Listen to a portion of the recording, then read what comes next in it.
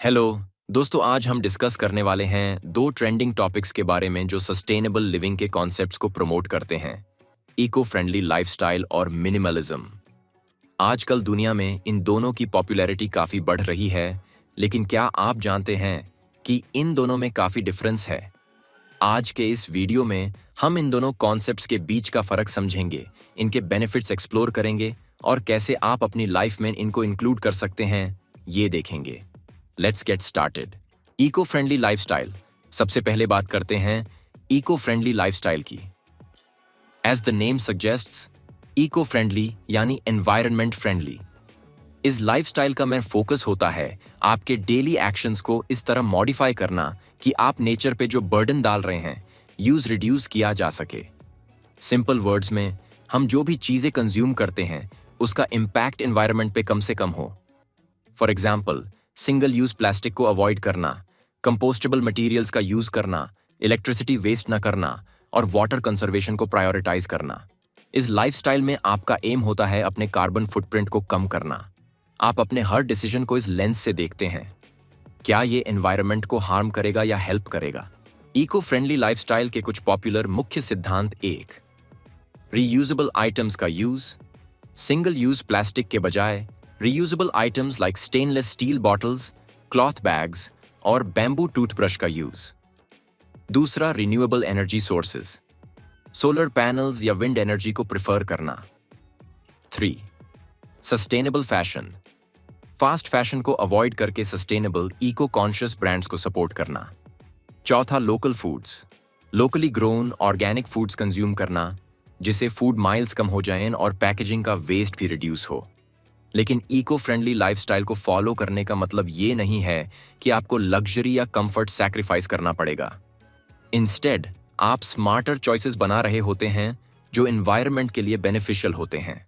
अब बात करते हैं मिनिमलिज्म की। मिनिमलिज्म एक ऐसा कॉन्सेप्ट है जहां आप अपनी लाइफ को अननेसेसरी चीजों से फ्री करते हैं और सिर्फ उन चीजों को रखते हैं जो ट्रूली वैल्यूएबल या यूजफुल होती हैं। ये सिर्फ फिजिकल पोजेशंस तक लिमिटेड नहीं होता, बल्कि आप अपने टाइम, एनर्जी और मेंटल स्पेस को भी डिक्लटर करते हैं। मिनिमलिज्म कहती है कि ज्यादा चीजें खुशियां नहीं देती।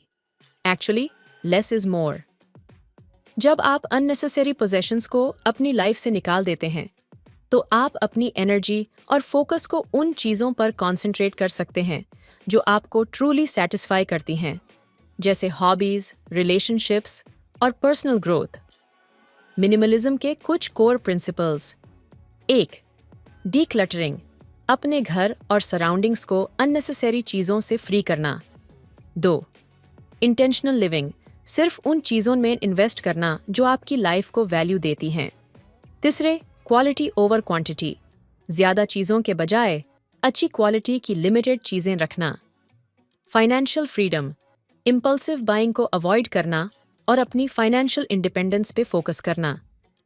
मिनिमलिज्म आपको अपनी प्रायोरिटीज़ पे ध्यान देना सिखाता है।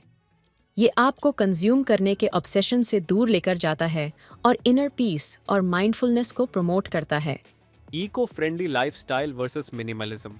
Difference explained. अब सवाल ये है कि इको फ्रेंडली लाइफस्टाइल और मिनिमलिज्म में क्या डिफरेंस है। दोनों ही सस्टेनेबल लिविंग को प्रमोट करते हैं, लेकिन दोनों का अप्रोच अलग है।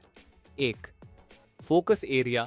इको फ्रेंडली लाइफस्टाइल का फोकस एनवायरनमेंट और प्लैनेट पे होता है। आप जो भी डिसीजंस लेते हैं उनका अल्टीमेट गोल होता है नेचर को प्रोटेक्ट करना और अपनी इकोलॉजिकल इम्पैक्ट को कम करना। On the other hand, minimalism का फोकस आपकी पर्सनल लाइफ पे होता है। आप कैसे अपनी लाइफ को अननेसेसरी डिस्ट्रैक्शन से फ्री करके इनर पीस और क्लैरिटी अचीव कर सकते हैं। 2. Consumption patterns. Eco friendly lifestyle में कंजम्पशन को कंप्लीटली स्टॉप नहीं किया जाता, but you shift toward sustainable and eco friendly products, जैसे कि प्लास्टिक के बदले रियूजेबल आइटम्स, फास्ट फैशन के बदले sustainable fashion brands, etc.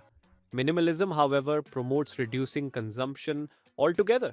It emphasizes less buying and focusing only on what is absolutely necessary. तीसरा, भावनात्मक और मानसिक प्रभाव। मिनिमलिज्म ज्यादातर इनर वेल-बीइंग और मेंटल क्लैरिटी पे ध्यान देता है। By decluttering your life, you remove stress, and find peace. On the other hand, eco-friendly living is more about external impacts, आपका environmental footprint और how your actions affect the planet. चौथा, long term impact. Eco friendly lifestyle का long term impact environment पे होता है, एक cleaner, greener और more sustainable planet. Minimalism का लॉन्ग टर्म इम्पैक्ट आपकी पर्सनल लाइफ पे होता है, peace of mind, more time for relationships, hobbies और a better focus on personal growth. Can you combine both? अब सवाल ये है, क्या इको फ्रेंडली लाइफस्टाइल और मिनिमलिज्म को कंबाइन किया जा सकता है? बिल्कुल. इनफैक्ट दोनों कॉन्सेप्ट्स काफ़ी ओवरलैप करते हैं. जब आप मिनिमलिज्म अडॉप्ट करते हैं, ऑटोमेटिकली आपका कंजम्पशन रिड्यूस होता है, जो इको फ्रेंडली लाइफस्टाइल को सपोर्ट करता है.